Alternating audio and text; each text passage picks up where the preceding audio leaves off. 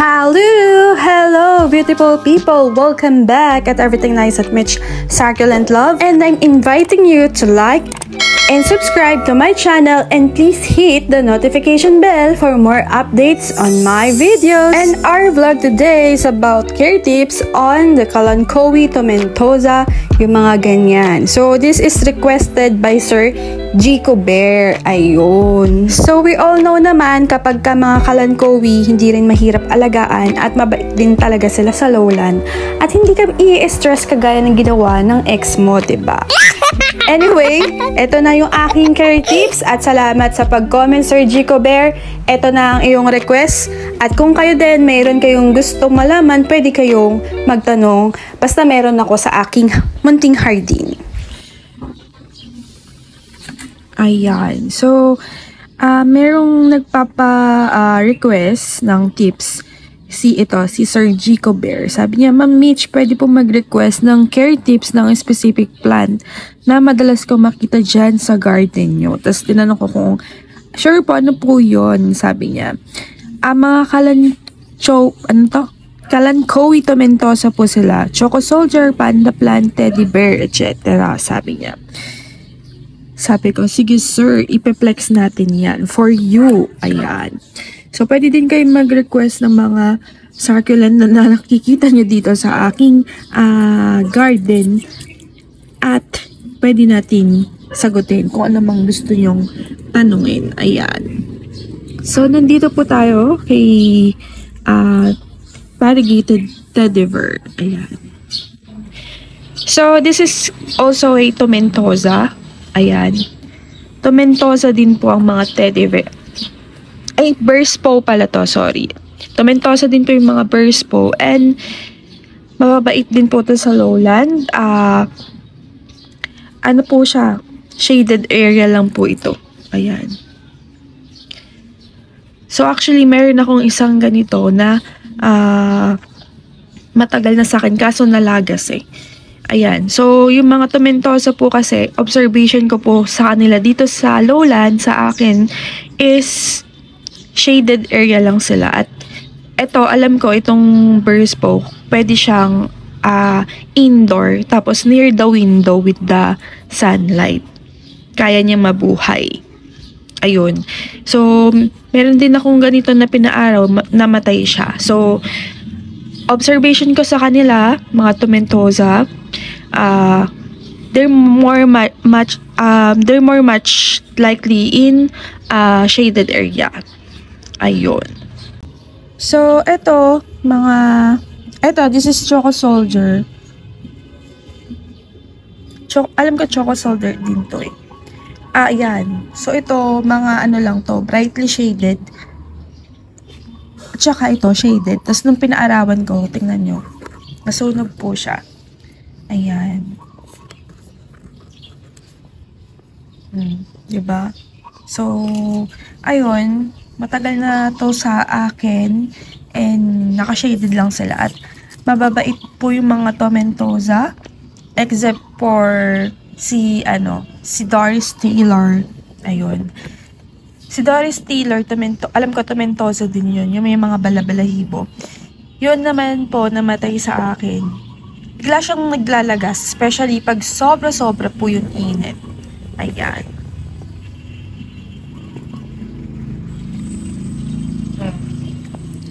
So, ayun, from that, hindi ko na sila pinapaarawan. So, dito na lang sila.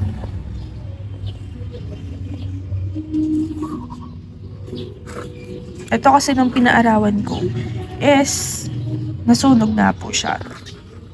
Then, I have here, ito po, ayan. O, diba, nakalbo yun nandito. Kasi naarawan sila. Ito si Pazzy. Sayang. Sana hindi ko na lang din siya ginalaw. So, ganito yung nangyari sa kanya. Ayan.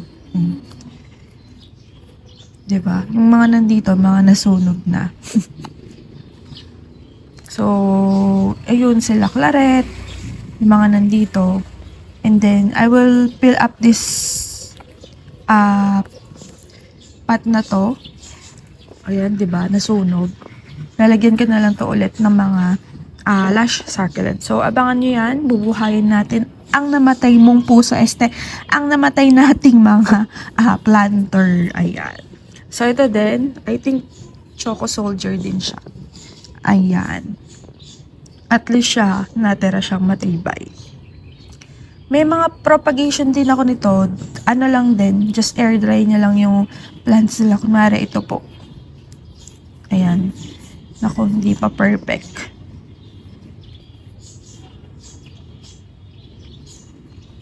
Twist motion. Okay. Ayan. Ganyan niya lang siya. Yun. Magpo-propagate na siya. May mga ganito ako na mga kalat-kalat. Kalat-kalat sila sa mga planter. So, for the soil, ano to? May ugat. So, for the soil type, dry lang po. Kahit na, super pumice stone, kaya niya mabuhay. Ito loam soil type po ito. Kaya niyang mabuhay. Ito, dry to. 50-50. 50 of the organic and 50% of the pumice stone. Ayan. So, sa pagwawater naman po, hindi ko po ito madalas tubigan. Nagtutubig lang po ako dito. Kapag sobrang init, every 2 weeks, kapag malamig talaga at mahangin, once a month. But the usual is once a month lang po ako mag-leak talaga. Ayan. For the dryness, makikita niyo lang yan kung ganito. Pero ito kasi, ngayon ko lang po siya nakita naging ganito kasi nasunog na po siya. Ayan. So, ito, medyo basa yung soil niya. Ayan. Kung kailan ko to inalagaan, pinansin, siya naman siya naging ganito. Diba super lush to? Tapos nasa ROS. Tapos yun nga, inayos ko nga yung aking rock. So, naging ganito naman siya. O, diba? Kung kailan mo naman inalagaan at saka ka naman ginanito. Bakit naman ganyan mga succulent? Charot. Ayan. So, ayun. Actually, mababait talaga yung mga tomentosa. Yung mga ganito. Except for the Doris Taylor. Ayan. Hindi din kayo pahihirapan yan. So, ako din. Gusto ko din sila. Isa din sila sa mga gusto kong succulent. Ayan. So, ito. Si tomentosa. Ayan. So, ito naman, dati ko pa to gusto. So, ano pa lang to, bago-bago pa lang sa akin. And for the behavior of the tomentosa, they are good. I don't see anything problem sa kanila. For the insects, hindi naman sila nakapitan ng insect. Yeah. Ayan. Diba? Ang ganda. Ang ganda nito. Ginawa ko na to. Tuwang-tuwa ako dito, promise. So, this is Purpusorum and this is the Production. Ayan. Ang ganda ng Production. Talagang hinanap ko yan kay Joselson. Kasi, di ba, nagmain ako ng Production plus Maroon Hill. Tapos, yun, natawaran ko ng 20. Binenta naman ng iba ng loka-loka. Tapos nakalimutan niya. Sabi ko, minsan lang ako tumawad sa'yo at ang hirap nga tumawad sa kanya. Kuripot kasi yon si Joselson. Binuking. Ayan. Ang hirap tumawad sa kanya. Tapos binenta pa niya. So sabi ko, akin na yung Production. Kahit na maliit lang yung, ito 100 pesos. Kasi rare type po siya. Ayan. So kahit na, mahal, 100. Tas maliit. Sige, kukunin ko na kako. Just to have my Production. Ayan. Ayun. So, yun nga po. Ito nga po, tomentosa. Magaganda sila actually. At saka, well-behaved sila dito sa lowland. And they can live longer. Ito, matagal na to sa akin. Magwa 1 year na siya. Tapos, wala nga lang siyang kulay. Pero ito, for almost a year, naka-shaded lang siya. Diba? Tingnan nyo to. Ito may kulay.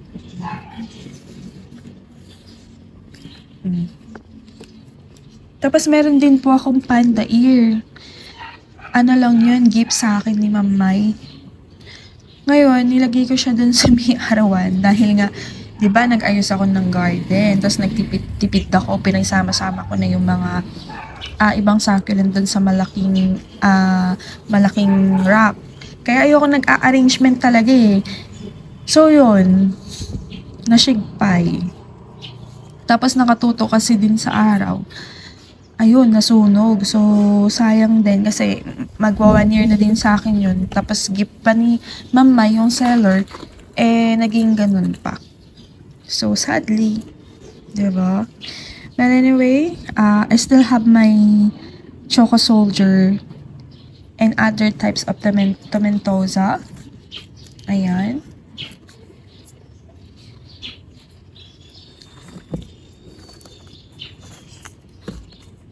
So, ayan ha, ang aking tips for the tomentosa. Just, they love on shaded area at kaya nilang mabuhay. Well-behaved sila, especially sa lowland. Yan din ang magandang i-collection because they're different and so beautiful. Ayan. So, pakita ko po sa inyo yung si Doris Taylor. Nandun kasi sa taas ng aircon. So, again, they can live in very gritty soil mix or even in loam soil. So, importantly, they ma-expose nyo pa rin sila sa sun. Ayun. Ayun. Pwede din siguro morning sunlight lang, but afternoon sunlight, masusunog sila. Or even brightly shaded, kaya nila. Or shaded, kaya din nilang mabuhay. Yun nga lang, mas may kulay. Ito, brightly shaded, mas may kulay sila kaysa sa shaded.